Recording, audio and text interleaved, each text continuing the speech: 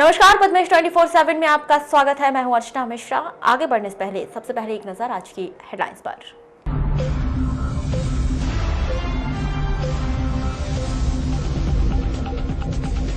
Film शेरनी की shooting के लिए बालाघाट आएंगी विद्या बालन। 2 महीने तक के लिए होटल, मकान, गाड़ी बुक। पंचायतों में सरपंच के स्थान पर प्रशासक संभालेंगे बागडोर। 12 मार्च को समाप्त हो रहा है सरपंचों का कार्यकाल। बालाघाट में हाथी रिटर्न की तैयारी, वन विभाग ने जारी किया अलर्ट। 1 अप्रैल से दौड़ सकती है लामता नैनपुर ब्रॉडगेज। 15 मार्च तक निरीक्षण के बाद अधिकारी दिखा सकते हैं झंडी। छिंदवाड़ा विश्वविद्यालय से परीक्षा परिणाम में हो सकती है देरी। स्वयं का सेटअप नहीं होने से हो रही परेशानी।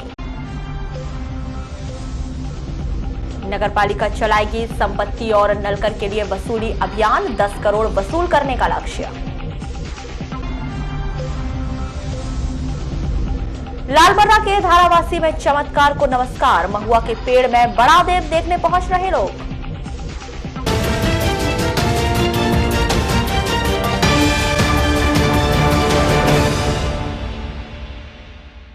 और अब खबरें विस्तार से। वर्ष 2014-15 में हुए त्रिस्तरीय पंचायत चुनाव का कार्यकाल 12 मार्च 2020 तक समाप्त हो जाएगा। ऐसे में पंचायत के विकास कार्य पूर्णतः संचालित करने के लिए सरपंचों के स्थान पर प्रशासकों की नियुक्ति की जाएगी। 20 फरवरी 2020 को आयोजित वीडियो कॉन्फ्रेंसिंग में अपर मुख्य सचिव मध्य प्रदेश शासन, पंचायत एवं ग्रामीण विकास विभाग भोपाल के द्वारा इस बात के संकेत दे दी गए कि पंचायत निर्वाचन संपन्न नहीं होने की स्थिति में ग्राम पंचायतों में सरपंच के स्थान पर प्रशासक की नियुक्ति की जाएगी। नियम के अनुसार यहां प्रशासक पंचायत समन्वयक अधिकारी या फिर सहायक विकास विस्तार अधिकारी होंगे। संभवतः 25 फरवरी तक जिले में पंचायतवार प्रशासकों की नियुक्ति किए जाने की जानकारी hard and soft copy Bhopal स्तर पर भेजी जानी है, जिसमें आगामी दिनों में ही तय हो जाएगा कि किस पंचायत में कौन प्रशासक होगा। आपको बता दें कि पूर्व में बालाघाट जिले के भीतर 689 पंचायत थी। 33 पंचायत बढ़ जाने की वजह से अब 722 पंचायत हो चुकी है। ऐसे में 689 सरपंचों के स्थान पर 689 प्रशासक बैठाना पंचायत एवं ग्रामीण विकास विभाग के लिए टेढ़ी खीर होगी, जिसमें जानकारी दी जा रही है कि एक प्रशासक को 5 से 7 पंचायत दी जाएगी और सप्ताह में 1 या 2 दिन का समय एक पंचायत में तय किया जाएगा। इस पूरे विषय पर जिला पंचायत के सीईओ श्रीमती रजनी सिंह बताती है कि उन्हें प्रशासक रखे जाने के लिए आदेश मिल चुके हैं, जिसकी सूची उनके द्वारा बनवाई जा रही है। जो पंचायत निर्वाचन की जो इस बार की समय सीमा समाप्त हो रही है, उसके लिए अभी रिसेंटली निर्देश आए हैं कि मई में 28 मई के आसपास जो मतदार सूची है उसका अंतिम प्रकाशन होना है और उसके बाद ही निर्वाचन होंगे। तो जो बीच का समय सीमा बच रही है उसके लिए हर पंचायत में प्रशासन नियुक्त किए जाएंगे। जैसे नगर पालिकाओं में प्रशासन नियुक्त किए गए, वैसे ही पंचायतों में, जनपद पंचायतों में, जिला पंचायत में प्रशासन नियुक्त है। उसके निर्देश, उसके लिए हमसे सूची मांगी गई है, तो वो हम तैयारी करवा रहे हैं, भिजवाएं। तो वो किसको अपॉइंट किया जाएगा उसमें? अभी वो उसमें नियम अलग अलग हैं। पीसीओ, एडीओ और जो भी इस तरह के अधिकारी होते हैं परमानेंट, उनको करना है। तो जितने हमारे पास उपलब्ध हैं उस हिसाब से हम सूची भेज रहे हैं, फिर वहाँ से अनुमोदन उस हिसाब से होगा। क्या सभी पंचायतों के लिए? सभी पंचायत जिनका भी कार्यकाल समाप्त हो रहा है सबके लिए। लामता से नैनपुर ब्रॉडगेज शुरू किए जाने के लिए टेस्टिंग का कार्य अपने अंतिम दौर पर चल रहा है। यदि इस बार सब कुछ अधिकारियों के मापदंड में सही रहा तो 1 अप्रैल से संभावित इस ट्रैक पर ट्रेन का संचालन शुरू हो जाएगा। आपको बता दें कि लामता से नैनपुर के बीच ब्रॉडगेज निर्माण कार्य नवंबर 2019 में पूर्ण हो चुका है। इसके बाद 14 दिसंबर 2019 को रेलवे के आला अधिकारियों ने इस ट्रैक का निरीक्षण किया। जानकारी यही मिल रही थी कि आला अधिकारियों यदि हरी झंडी दिखाते हैं तो ब्रॉडगेज शुरू हो जाएगी, लेकिन तकनीकी खामियों का हवाला दिया गया और उसे ठीक करने के लिए 2 महीने का समय मंजूर किया गया। रेलवे निर्माण कार्य में लगे अधिकारियों से मिल रही जानकारी के अनुसार रेलवे मापदंड को ध्यान में रखते हुए फरवरी के अंत तक इस ट्रैक पर ब्रॉडगेज चलाए जाने के लिए सभी मापदंडों को पूरा कर लिया जाएगा। संभवतः होली के बाद 15 मार्च तक एक बार फिर अधिकारी फाइनल निरीक्षण करेंगे और 1 अप्रैल तक इस ट्रैक पर ट्रेन बढ़ाए जाने की तारीख मंजूर कर दी जाएगी। आपका? श्रवण कुमार माउल्य। माउली जी, जैसे ट्रेन शुरू हो जाती है तो किस तरह का फ़ायदा मिलेगा? सबको आने जाने में क्या यात्रियों को सुविधा मिलेंगी अच्छी आने जाने में, इससे फ़ायदा मिलेगा। अभी क्या दिक्कतें आ रही हैं? अभी क्या आने जाने में दिक्कत बनती है, बस से जाना पड़ता है, बस का किराया ज़्यादा है, ट्रेन का किराया कम रहता है। इससे क्या है, ट्रेन जल्दी से चालू होना चाहिए। लामता से नैनपुर तक रेल ब्रॉडगेज का काम पूरा हो चुका है। अधिकारियों ने निरीक्षण कर लिया है। इंतजार बस इस बात का है कि रेलवे कब इस ट्रैक पर ट्रेन दौड़ाने की हरी झंडी दिखाता है। देखना अब यह है कि क्षेत्रवासियों को और कितना इंतजार करना पड़ता है। पद्मेश न्यूज़ के लिए कमल कोडले के साथ संजय बिसेन। छिंदवाड़ा विश्वविद्यालय बनने के बाद परीक्षा परिणामों को लेकर विद्यार्थी एक बार फिर संकट में आ सकते हैं, क्योंकि अब तक छिंदवाड़ा विश्वविद्यालय के पास खुद का परीक्षा भवन व मूल्यांकन का सेटअप तैयार नहीं हुआ है। आपको बताएं कि जबलपुर विश्वविद्यालय से संबंधित विभिन्न विश्वविद्यालयों के विद्यार्थियों के द्वारा रानी दुर्गावती विश्वविद्यालय जबलपुर से विश्वविद्यालय छिंदवाड़ा किया गया था। अब नए विश्वविद्यालय के पाठ्यक्रम बदले गए और उसी पाठ्यक्रम के आधार पर विभिन्न विश्वविद्यालयों की परीक्षाएं ली जा रही है। लेकिन परीक्षा संपन्न होने के बाद विद्यार्थियों को परीक्षा परिणामों के लिए लंबा इंतजार करना पड़ सकता है। देखिए, छिंदवाड़ा विश्वविद्यालय का अभी खुद का इस्टेब्लिशमेंट नहीं है, वहाँ अभी विभाग नहीं है, पर उन्होंने पहले से प्लान करके रखा है कि जो 4 जिले वहाँ शामिल हुए हैं, वहाँ के लीड कॉलेज और वहाँ के प्रोफेसर्स और पीजी एग्ज़ाम के लिए आउटसाइड के जबलपुर यूनिवर्सिटी लगा हुआ है, भोपाल यूनिवर्सिटी लगी हुई है, तो इन सब के प्रोफेसर्स की हेल्प से बोर्ड ऑफ स्टडी का काम चल रहा है और एक दौर तो निकल गया, फर्स्ट टाइम का पूरा एग्ज़ाम हो गया। तो इससे बहुत फ़र्क नहीं पड़ेगा, क्योंकि छिंदवाड़ा ऑटोनोमस कॉलेज था और छिंदवाड़ा ऑटोनोमस कॉलेज से एक ये सब काम किए जा रहे हैं, तो वहाँ का स्टाफ प्लस दूसरे लोगों को वहाँ पे डेपुटेशन पे भेज कर अभी कार्य किया जा रहा है। नगर पालिका के द्वारा जल्द ही टैक्स जमा न करने वाले बकायेदारों के नल कनेक्शन काट दिए जाएंगे। वहीं संपत्ति कर न देने वालों के घर में लाल गोला का निशान लगाने की योजना बनाई गई। आंकड़ों के अनुसार लोगों ने संपत्ति कर के रूप में अब तक 7 करोड़ 13 लाख रुपए नगर पालिका को नहीं दिए हैं। वहीं अब तक 86 लाख रुपए का किराया नगर पालिका दुकानों के लीज मालिकों से वसूल नहीं कर पाई है। इसी तरह 3 करोड़ नल जल की वसूली अभी शेष है। कुल 10 करोड़ रुपए नगर पालिका को अब तक नहीं मिल पाए हैं, जिसकी वसूली के लिए अब नगर पालिका बकायेदारों के घर नल के कनेक्शन काटने और उनके घरों में लाल रंग का गोला लगाने की तैयारी में जुट चुके हैं, जिसके आदेश नगर पालिका प्रशासक व कलेक्टर दीपक आर्य के द्वारा जारी कर दिया गया है। नहीं, बिल्कुल आप ऐसा है कि राजस्व वसूली नहीं हो पा रही, ऐसा नहीं है। राजस्व वसूली का अभियान चला जा रहा है। पहले भी मैं मीटिंग लेता रहा हूँ, प्रशासक बनने से पूर्व मैंने मीटिंग्स ली हैं और राजस्व वसूली सीएमओ साहब के आने के बाद से काफ़ी बड़ी है। अभी प्रयास हम लोगों का ये है कि जो बड़े बकायेदार हैं उनके लिए मैंने निर्देशित किया, अभी कार्रवाई हुई नहीं हुई मैं पता नहीं है, कि सबके ऊपर उनके मकानों के ऊपर कुछ चिन्हित किया जाए, गोले लगाए जाएँ। और प्रयास हम लोगों ने ये किया था कि जैसे 50,000 रुपये तक का वसूली वाला है उसके पास 1 गोला, जो 50,000 से अधिक वाला है उसके पास 2 गोले, और जो 1 लाख से ऊपर वाला है उसके बाद 3 गोले। इस प्रकार से 50,000 के मल्टीपल में गोलों की संख्या के साथ उन्हें घर पर लगाए जाए, जिससे कि बाकी समाज के लोग भी अवगत हों कि ये वो लोग हैं जो कि बड़े लोग हैं और ये समाज के विकास में अवरुद्ध है। सर गोले लग नहीं रहे ना, 1 से 1.5 महीने के। मैं बिल्कुल सहमत हूँ आपकी बात से। ये निर्णय लास्ट मीटिंग में हुआ था, मैं अभी इसकी समीक्षा नहीं कर पाया हूँ, मैं जैसे मुझे आता है बताता हूँ। वाराणसी के शासकीय शंकर साव पटेल महाविद्यालय में 22 फरवरी को लोक निर्माण विभाग पीआईयू के तत्वाधान में 50 सीटर कन्या छात्रावास का भूमि पूजन कार्यक्रम किया गया।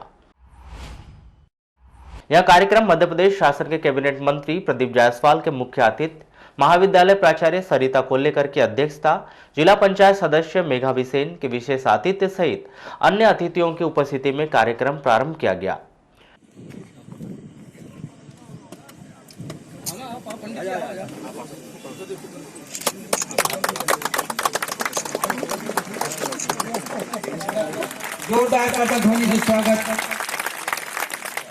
प्रयास किया है अभी, आज इसका भवन बनेगा, 8 महीने का टाइम है। नए साल तक हमारा जब 2021 लगेगा तब तक ये भवन हमारे छात्राओं को समर्पित हो जाएगा। अभी हमारे बच्चों को जो बैठने की सुविधा की दिक्कत थी, हमने उसके लिए लगभग 70 लाख रुपए की राशि रखी, जो कि बहुत जल्दी इसका भी हम पूजन करेंगे, जिसमें एक हॉल भी बनेगा, 4 बड़े बड़े कमरे बनेंगे, जिससे हमारे क्लास की जो दिक्कत जाती है वो दूर हो जाएगी। इसके अलावा हमने पहले ही बहुत सारा काम कराया, बहुत सारी हमारी MSc की क्लासेस चालू करना है। ये सारी चीजों को भी हम प्रयास कर रहे हैं और जैसा हमारे प्राचार्य मैडम ने आपको अवगत कराया कि नए सत्र में प्रयास हमारा पूरा है कि सारी MSc की परीक्षा जो है। बिल्कुल आपकी मांग जायज़ है। जैसे जैसे भवन तैयार होगा तब तक हमारी बहुत सारी बातें हैं, चाहे यहाँ पर नए विषय चालू करने को MSc के विषय में चालू करना है, हमारे छात्राओं के बैठने की व्यवस्था में दिक्कतें हैं तो उसके लिए हमने 70 लाख रुपये की स्वीकृति दी है। और उसी तरह से जैसे जैसे संख्या बढ़ेगी, जैसे नया हॉस्टल बनेगा उसके स्टाफ का भी लगातार हम समानांतर उस प्रक्रिया को भी चालू कर रहे हैं ताकि उसके बनते तक हमारे स्टाफ भी यहाँ पर आ जाए। देखिए वो 15 साल की जो भी है उसके बारे में बात नहीं करना चाहते हैं, लेकिन अब ऐसा कुछ भी नहीं होगा। अब आप देख रहे हैं कि सारी चीज़ों को हमने यहाँ पर उपलब्ध कराने का प्रयास किया है। छात्र छात्राओं के लिए सारी जो जितनी व्यवस्था हो सकती है वो सारी व्यवस्था मुझे ऐसा लगता है कि जो नया सत्र चालू होगा तब तक इसी सत्र बना लेंगे। जनभागीदारी नहीं बनने के कारण भी और भी बहुत सारी उपलब्धि यहाँ पर आ सकती जो रुकी हुई है। मेरा मानना है कि एक आध हफ्ते में जनभागीदारी समिति का अध्यक्ष भी जुड़ेगा। और छात्रावास के संदर्भ में खासतौर से उन्होंने कहा है कि पिछला जो हो चुका है उसकी बात हम नहीं करते हैं, लेकिन आने वाले समय में जिस तरीके की आज उन्होंने जिस छात्रावास का भूमि पूजन किया है उसमें बाकायदा पैरेलल जो है प्रक्रिया चालू रहेगी ताकि छात्रावास भवन तैयार होने के बाद छात्राओं को परेशानी ना उठाना पड़े और बाकायदा विधिवत तरीके से स्टाफ भी जो है यहाँ पर स्थापित हो जाए और सुचारू ढंग से छात्रावास चालू हो सके। कैमरा पर्सन सागर देवगढ़ के साथ जाहिद हुसैन, पद्मेश न्यूज, वाराणसी। जनपद पंचायत बालाघाट में निःशक्त जनों के लिए शनिवार को शिविर का आयोजन किया गया। शिविर में निःशुल्क जनों को कृत्रिम अंग और अन्य उपकरण वितरण दिए जाने के लिए पंजीयन किया गया। जनपद पंचायत अध्यक्ष पूरण कुमार ठाकरे ने बताया कि इस दौरान नगरपालिका बालाघाट, जनपद पंचायत बालाघाट और जनपद पंचायत लालबर्रा इन सभी के हितग्राहियों का पंजीयन शनिवार को किया गया है, जिन्हें भविष्य में उपकरण का वितरण किया जाएगा। आज जनपद पंचायत बालाघाट के प्रांगण में मध्य प्रदेश शासन की ADB योजना के तहत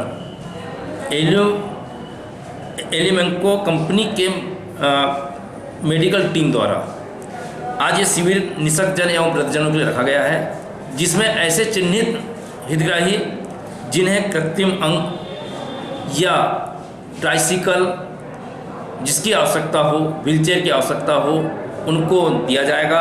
और इसी के तहत हमारे जनपद पंचायत बालाघाट, जनपद पंचायत लालबर्रा और नगर पालिका परिषद बालाघाट इनके हितग्राहियों को यहाँ पर बुला करके उन्हें उनका पंजीयन किया गया और पंजीयन करने के बाद में उन्हें जो जिसके लिए उपयुक्त है उनको वाराणसी के जयस्तंभ चौक पर महाशिवरात्रि के अवसर पर शरबत वितरण कार्यक्रम का आयोजन किया गया।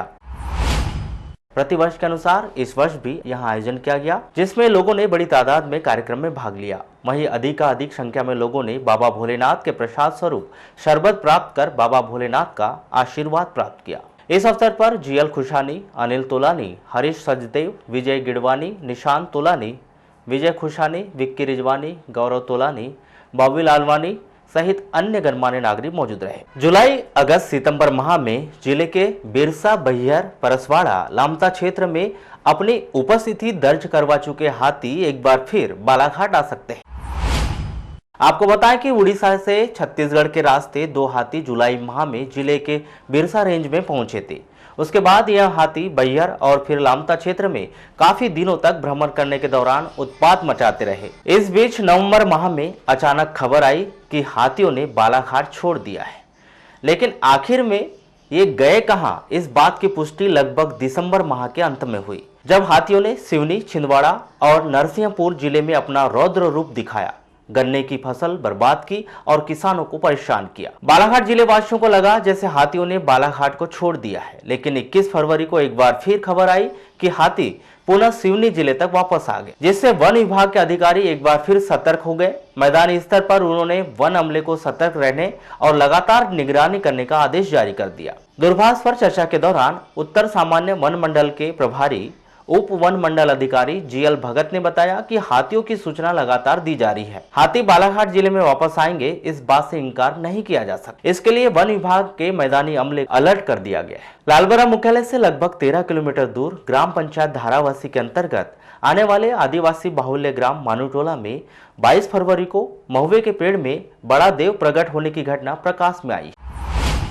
जिसे धार्मिक आस्था से जोड़कर देखा जा रहा है। और इसकी जानकारी क्षेत्र में फैलते ही आदिवासी सगाजनों सुबह से महुआ पेड़ों के नीचे पहुंचकर पूजा अर्चना की और जैसे जैसे इसकी जानकारी आदिवासी सगाजनों को लगी, हर कोई बड़ा देव के दर्शन करने के लिए पूजन स्थल पर पहुंचकर धर्म लाभ अर्जित कर रहे हैं। पद्मेश की टीम ने पाया कि गांव के समीप स्थित महुए के पेड़ के नीचे आदिवासी समाज के द्वारा बड़ा देव की पूजा अर्चना की जा रही है। हम लालबर्रा मुख्यालय से लगभग 13 किलोमीटर दूर ग्राम पंचायत धारावासी अंतर्गत ग्राम मानूटोला में पहुंचे हुए हैं और यहाँ पर आदिवासी समाज के बहुत से लोग सुबह से एकत्रित हो रहे हैं। आदिवासी समाज प्रकृति का प्रेमी रहा है और उन लोगों के जो बड़ा देव हैं उनकी वो पूजा करते हैं, अर्चना करते हैं, उनको मानते हैं। आज यहाँ पर ऐसी चर्चाएं सुबह से जारी है कि आदिवासी समाज के जो देव हैं, बड़ा देव, वो यहाँ पर एक महुए के पेड़ में उनका स्वरूप प्रकट हुआ है, जिनकी पूजा अर्चना करने के लिए दूर दूर से आदिवासी समाज के बंधु यहाँ पर एकत्रित हो रहे हैं और जो आदिवासी संस्कृति है उसके अनुसार वे अपनी पूजा अर्चना यहाँ पर संपन्न करवा रहे हैं।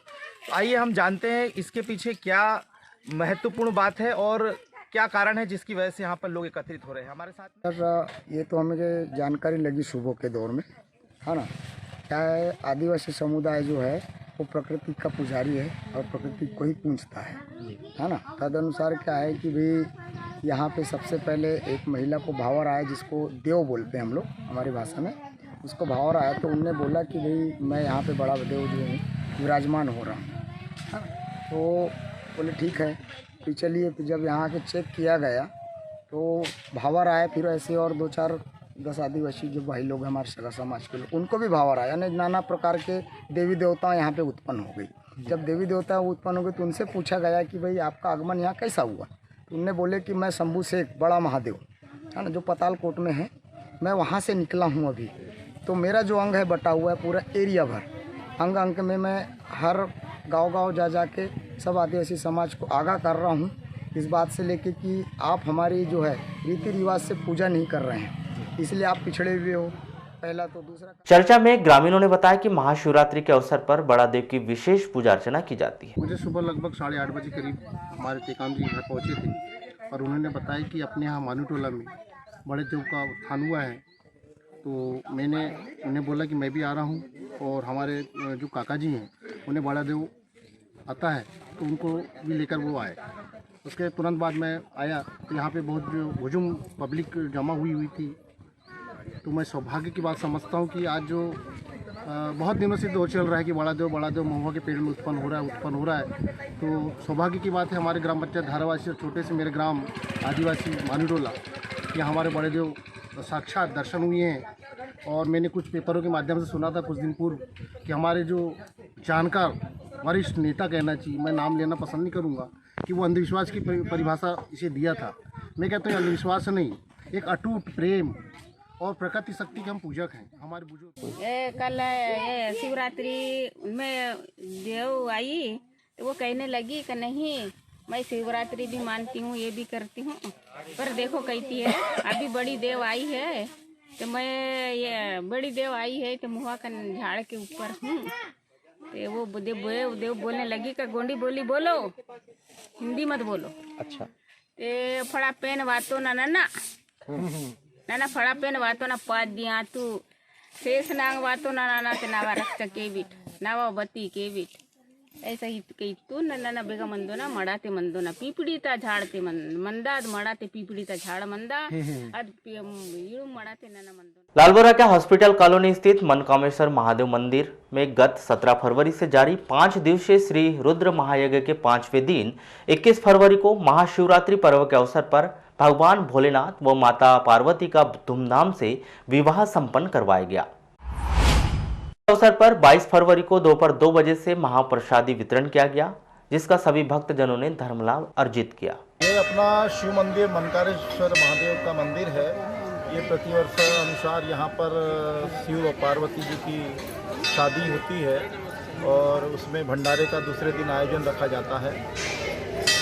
तो कितने दिवसीय कार्यक्रम था ये 5 दिवसीय कार्यक्रम था। ज्ञान रुद्र महायज्ञ चालू था यहाँ पे और सभी विद्वान पंडितों के द्वारा मंत्रोच्चार के इस कार्यक्रम का आयोजन बहुत ही अच्छे। और यहाँ रुकेंगे एक छोटे से ब्रेक के लिए। ब्रेक के बाद भी खबरों का सिलसिला जारी रहेगा, बने रहिए हमारे साथ। देश और दुनिया का सच उजागर करता है बालाघाट एक्सप्रेस, एक अखबार संपूर्ण परिवार। खबर चाहे कुर्सी की हो या अच्छे विचारों की या देश में हो रहे भ्रष्टाचार की, खबर चाहे विदेश की हो या आपके कैरियर की, बॉलीवुड ग्लैमर हो या व्यापार जगत की, व्यापारी से लेकर कर्मचारी तक, चाहे खबरें हो ग्रामीण क्षेत्रों की जैसे वाराणसी, लालबर्रा, लांजी, बैहर की, जिले की छोटे से लेकर बड़ी खबरों के लिए सच की तह तक जाने का जज्बा। Balaghat express and Padmesh media को।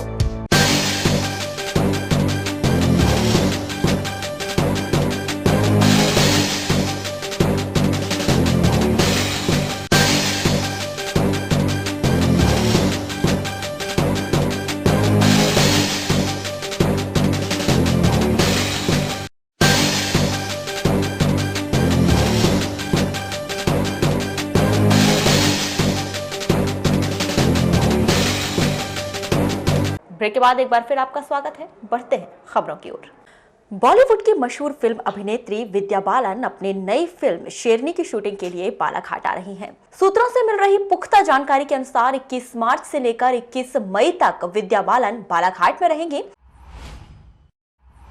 जानकारी के अनुसार विद्या बालन के लिए शहर के दीनदयालपुरम कॉलोनी में फ्लैट भी बुक करा लिया गया है। यही नहीं, प्रोडक्शन टीम के लिए 3 होटल 2 महीने के लिए बुक कराए गए हैं। जानकारी के अनुसार आगामी दिनों में फिल्म अभिनेत्री विद्या बालन की शकुंतला देवी 8 मार्च 2020 को रिलीज हो रही है, तो वहीं महिला मंडल मई 2020 में रिलीज हो रही है और नवंबर 2020 में शेरनी पिक्चर रिलीज हो रही है। बालाघाट जिले के परिदृश्य और बाघों के लिए फेमस होने की वजह से अनुमान यही लगाया जा रहा है कि विद्या बालन अपनी फिल्म शेरनी की शूटिंग के लिए बालाघाट की लोकेशन तय कर चुकी है। कान्हा राष्ट्रीय पार्क व जिले के वन मंडल अधिकारियों के अनुसार उनके पास इस तरह की कोई जानकारी नहीं आई है कि विद्या बालन की फिल्म के लिए कोई शूटिंग जंगलों में होना है। वहीं दूसरी ओर पुलिस अधीक्षक अभिषेक तिवारी बताते हैं कि विद्या बालन फिल्म की शूटिंग के लिए बालाघाट आ रही हैं। इस विषय पर जानकारी उनके पास भी आई है, लेकिन उनसे अभी फिल्म शूटिंग के दौरान सुरक्षा के लिए आवेदन नहीं किया गया है। पद्मेश न्यूज को मिली जानकारी के अनुसार फिल्म के लिए गांगुलपारा सहित अन्य स्थानों का चयन किया गया है जहां पर इस फिल्म की शूटिंग की जानी है। हालांकि सुरक्षा कारणों की वजह से लोकेशन का खुलासा पूरी तरह से नहीं किया जा रहा है। वारासिवनी के जागेश्वर शिव मंदिर में शनिवार को भंडारे कार्यक्रम का आयोजन शिवरात्रि पर्व पर धार्मिक आस्था के साथ किया गया। इस पर्व पर भक्तजनों के द्वारा भगवान भोलेनाथ का जल अभिषेक कर बाइक रैली के बाद रात्रि में शिव पार्वती का विवाह किया गया। पद्मेश से चर्चा में युवराज चौहान ने बताया कि प्रतिवर्ष के अनुसार इस वर्ष भी महाशिवरात्रि के पावन अवसर पर महाकाल सेना द्वारा नगर में बाइक रैली निकाली गई, जिसका समापन जागेश्वर शिव मंदिर में किया गया।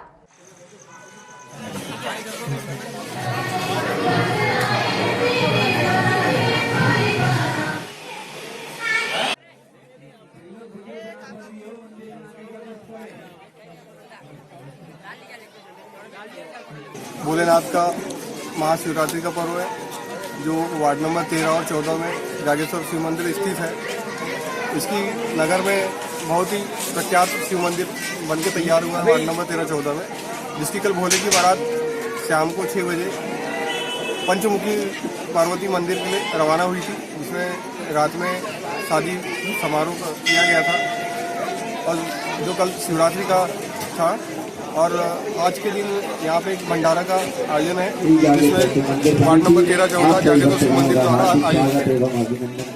प्रजापति नमः ओम स्वाहा, गणपतये नमः ओम स्वाहा, ओम गणानन्दागणपतिगम्बिकेयं बालिकै नमः नयन्ते गतः शस्त्रकः सुभद्रिकां कान्तिरवासनिम् ओम गणपतिपरम्पराभ्यो नमः स्वाहा।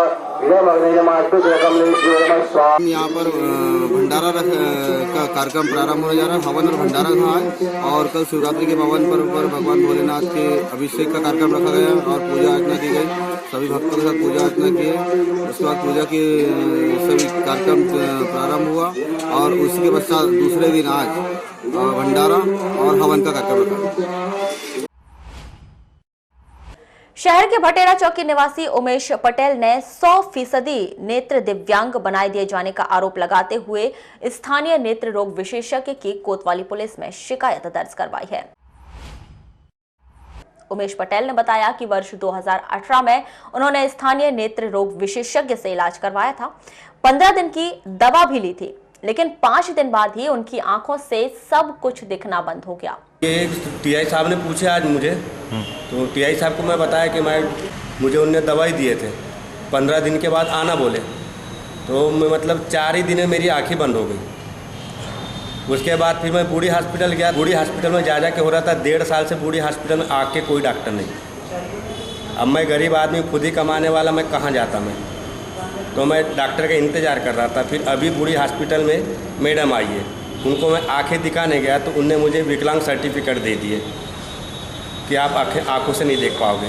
मुझे जब ऐसा सुनने मिला तो मैं बोला नहीं, अब मुझे कंप्लेंट करना चाहिए। पीड़ित उमेश पटेल ने बताया कि इस मामले की शिकायत उनके द्वारा कलेक्टर को भी की गई थी, जिसके बाद उन्होंने सहायता स्वरूप 2 बार जबलपुर इलाज के लिए भिजवाया, लेकिन उनकी आंखों में सुधार नहीं हुआ। बीते दिनों जिला अस्पताल गए तो वहां चिकित्सकों ने उन्हें 100% दिव्यांग का सर्टिफिकेट दे दिया। इस बात से आहत होकर उन्होंने कोतवाली में शिकायत दर्ज करवाई। मैं तो ये आशा में था सर कि मुझे आंखों से देख पाऊंगा, लेकिन जब मैडम ने दी तो मेरी जिंदगी तो वीरान हो गई। अच्छा। और मैं सहायता के लिए 2 बार कलेक्टर महोदय के पास भी गया, उन्होंने मुझे मदद भी की। मेरी कलेक्टर महोदय ने मुझे जबलपुर भी भिजवाया, वहाँ मेरा इलाज नहीं हो पाया तो मैं वापस आ गया। अब आप क्या चाहते हैं इसमें? मैं ये चाहता हूँ मेरा इलाज हो जाए। इस विषय पर कोतवाली में पदस्थ एसआई श्री कुशवाहा ने बताया कि भटेरा चौकी निवासी उमेश पटेल द्वारा 2018 में शहर के एक नेत्र विशेषज्ञ से इलाज किए जाने और नेत्र ज्योति चले जाने की शिकायत की गई है, जिसकी जांच की जा रही है। एक आवेदक उमेश पटेल निवासी भटेरा, वो आए हुए थे अपनी माताजी के साथ में, तो उन्होंने बताया कि 2018 में उनके द्वारा आई स्पेशलिस्ट डॉक्टर उन पे इलाज के लिए गए हुए थे। तो इलाज के दौरान उनकी ऐसी शिकायत है कि इलाज के दौरान उनकी आंखों की रोशनी चली गई। तो 2018 में ये बात हुई थी और आज अपने पास वो आवेदन लेके आए। तो इसमें हम लोग जांच कर रहे हैं, जो भी नियमानुसार कार्रवाई बनेगी वो की जाएगी। इस विषय पर जिला चिकित्सालय में पदस्थ नेत्र चिकित्सक डॉक्टर उन्नति पिछोड़े ने बताया कि उनके पास उमेश पटेल नामक व्यक्ति आए थे, जिनकी आंखों की जांच करने पर उन्हें 100% दिव्यांग होने का प्रमाण पत्र जारी किया गया है। शनिवार की रात करीब 7 बजे मौसम में अचानक बदलाव हुआ और रात 9 बजे तक जिला मुख्यालय सहित आसपास के क्षेत्रों में रिमझिम बारिश का दौर चलता रहा, जिससे एक बार फिर फिजा में ठंडक घुल गई और तापमान सामान्य दिनों की अपेक्षा कम दर्ज किया गया। आपको बता दें कि भारत सरकार के भारत मौसम विभाग भोपाल बालाघाट जिले के लिए 5 दिनों के लिए एडवाइजरी जारी की गई है। मौसम विभाग के अनुसार 25 फरवरी तक बालाघाट जिले में हल्की बारिश हो सकती है। इस दौरान अधिकतम और न्यूनतम तापमान में भी परिवर्तन होगा, तेज हवाएं चल सकती हैं। वारासिवनी में भी मुख्यमंत्री आवास योजना का ऋण अदा नहीं कर पा रहे करीब 2 दर्जन से अधिक लोगों ने कैबिनेट मंत्री प्रदीप जायसवाल से गुहार लगाई है कि उनका ऋण माफ करने की दिशा में वे प्रयास करें। 2013-14 में मुख्यमंत्री आवास योजना के तहत प्रत्येक ऐसे परिवार जो आर्थिक रूप से कमजोर हैं, उन्हें मकान बनाने के लिए यह योजना प्रारंभ हुई थी। मगर इस योजना के तहत जो राशि निश्चित की गई थी उसे बैंक को अदा करना था। मुख्यमंत्री आवास योजना के नाम पर यह राशि एक तरह से ऋण के रूप में दी गई थी, जिसकी अदायगी में उन्हें अब दिक्कतों का सामना करना पड़ रहा है। पलाकामथी गणेशपुर से आए हितग्राहियों ने बताया कि बैंक के लोग उनके दरवाजे पर आकर उन्हें ऋण अदा करने के लिए दबाव बना रहे हैं, जबकि योजना के दौरान उन्हें यह कहा गया था कि वह इस योजना के तहत ऋण नहीं ले सकते। समस्या को लेकर आए हैं, हमको जो 1 लाख रुपए मिला था 2014 में सर, तो वो क्या कहते हैं पटा नहीं पाए। हम लोग बनी मजदूरी करते हैं और उसके बाद आपको अपना परिवार पालेंगे क्या, लोन पटाएंगे, इसलिए अब बैंक का क्या है हमारे ऊपर नोटिस पे नोटिस भेज रही है। इसके वजह से क्या कहते हैं हमने बोले चलो भैया से मिल जाएंगे, हमारी समस्या हल हो जाएगी। उसके बाद में जो यह है मोदी जी अभी जो दे रहे हैं उसका भी लाभ नहीं मिल रहा है। अब सामने से तो बना लिए सर हमने, अब अंदर है तो हमारा मकान गिर रहा है।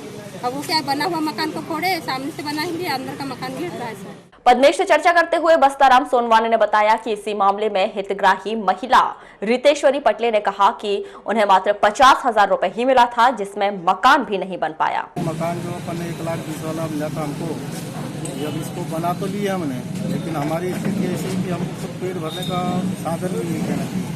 अब ये मकान का पटाने वाले वो बैंक वाले आते हैं हमारे पे, घड़ी नोटिस लाते हैं, इसीलिए वो कुछ पैसा पटाया क्या आपने पहले? मैंने करीब 5,000 पटाया। पहले पटाया? कितना लाख रुपए मिला था इसमें आपको? मेरे को 1 लाख मिला। 1 लाख मिला था। मकान बन गया था उसमें? नहीं बना पाया। नहीं बना पाया। अभी आपके मकान की क्या स्थिति है? वही है, बस इतना जोड़ जाड़ किया, दीवार होती है, सिले पर डाला हो गया, आधार कार्ड वाला प्लास्टर कुछ नहीं। यानी आवास जो है रहने लायक अभी भी नहीं है? नहीं है। प्रधानमंत्री आवास योजना का लाभ भी नहीं मिल रहा है। इसी तरह 60 वर्षीय रेवतन बाई कहती है कि उनके परिवार में एक बच्चा है जो मजदूरी करता है, वह विधवा है और यह राशि वे अदा नहीं कर सकती। करते हैं। अच्छा, आप विधवा हैं? आप विधवा हैं। अब आपके यहाँ पर कोई अदा करने में सक्षम है? कोई नहीं है, एक लड़का है वो भी मजदूरी करता है, वो भी मजदूरी करता है। तो ये जो जिस तरीके से बता रहे हैं कि जबरदस्ती दबाव डाल के आप लोगों को ये बात सही है? नोटिस आ रहे हैं। नोटिस आ रहे हैं? नहीं, मकान बनाने के लिए जबरदस्ती की गई थी आपकी? कितना लाख रुपए मिला था आपको? 1 लाख मिला था सर। 1 लाख मिला था? उसके में 10,000 जो वो काय का रखे, वो अलग रखे थे। यानी 90,000 आपको मिला था। तो 90,000 में मकान बना था कुछ आपका? नहीं जी, रह गए कच्चे। वहीं उमा कटरे ने कहा कि वे भी मजदूरी करती हैं। आज उन्हें मकान की सख्त आवश्यकता है, मगर इस ऋण की वजह से उन्हें दूसरी योजना का लाभ नहीं मिल पा रहा है। पैसा पता तो मकान मिला। क्या करते हैं आपके यहाँ पर? कुलीगिरी करते हैं। कितना लोन मिला था आपको मकान बनाने के लिए? 70,000 मिला था, जिसमें से जिसको मिला ही नहीं 50,000। 50,000 भर मिला है आपको? तो उसमें मकान बना था आपका? नहीं बन पाया। तो जब आपको मिल रहा था, ये योजना आई थी, तो उस वक्त आपने अपनी स्वेच्छा से लिया था क्या इसको? जी नहीं जी सर, हमारे जोर जबरदस्ती किया गया कि अगर आप मकान नहीं बनाओगे तो आपको कोई लाभ नहीं, आगे का लाभ नहीं, आगे का लाभ नहीं। इस तरीके का वो किया गया? लोग मकान बनाने में नहीं थे कि हम नहीं बनाते, हमारे इतने में नहीं बन पाएगा, इसीलिए हम लोग नहीं बना पाए। तो हम लोग को बोला आपको आगे शासन का लाभ नहीं मिलेगा। अच्छा, इस तरीके की धमकी दी गई थी आपको?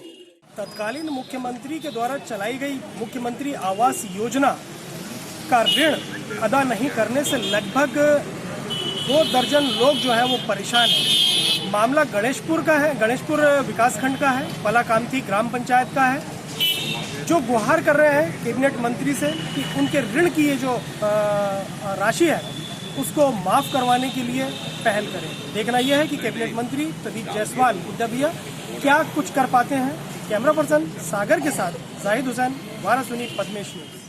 कलेक्टर दीपक आर्य ने 24 फरवरी से 7 मार्च 2020 तक के लिए बालाघाट एसडीएम चंद्र प्रताप गोहल को लांजी एसडीएम का अतिरिक्त प्रभार सौंपा है। लांजी एसडीएम भारतीय प्रशासनिक सेवा के पर्यवेक्षाधीन प्रशिक्षु अधिकारी अक्षय ताम्रवाल के 24 फरवरी से 7 मार्च 2020 तक नरोन्हा प्रशासन अकेडमी भोपाल में भू अभिलेख सर्वे एवं बंदोबस्त के प्रशिक्षण पर होने के कारण चंद्र प्रताप गोहल को लांजी एसडीएम का अतिरिक्त प्रभार सौंपा गया है। बुलेटिन के अंत में एक बार फिर नजर डालते हैं आज की हेडलाइंस पर।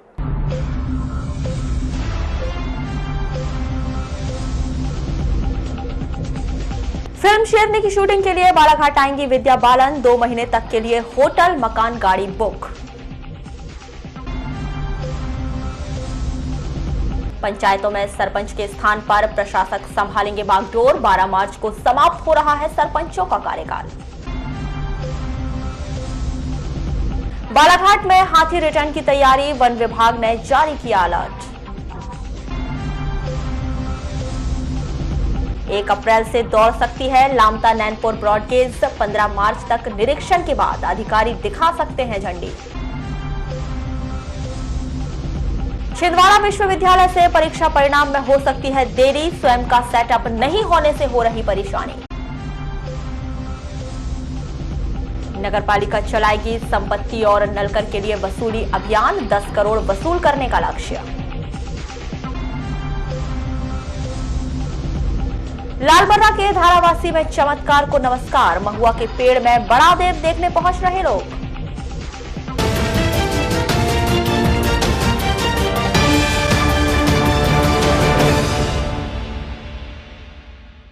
तो ये थी अभी तक की खास खबरें। अगली न्यूज बुलेटिन के साथ फिर मुलाकात होगी, तब तक के लिए नमस्कार।